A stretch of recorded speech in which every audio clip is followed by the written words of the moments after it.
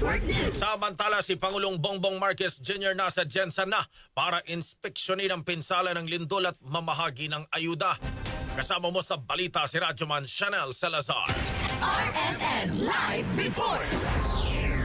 Nasa General Santos City na si Pangulong Ferdinand Marcos Jr. upang personal na inspeksyonin ang mga lugar na naapektuhan ng magnitude 7.8 na lindol at tiyaking na ipararating agad ang tulong sa mga biktima. Unang binisita ng Pangulo ang St. Elizabeth Hospital sa Santiago Boulevard upang kumustahin ang kalagayan ng mga pasyente at mga pasilidad na naapektuhan ng pagyanig. Mula rito magtutungo ang Pangulo sa General Santos City Oval Plaza kung saan isinasagawa ang pamamahagi ng tulong sa mga residente apektado ng lindol sa ilalim ng Assistance to Individuals in Crisis Situation program ng pamahalaan. Kasama rin sa kanyang inspeksyonin ang Romana Acaron Elementary School sa Purok Kahilsot Village at ang General Santos National High School sa Barangay Kalumpang upang masuri ang naging epekto ng lindol sa mga paaralan. Layo ng pagbisita ng Pangulo na tiyakin ang mabilis na pagbangon ng apektadong komunidad at ang agarang paghahatid ng kinakailangang ayuda at serbisyo ng pamahalaan.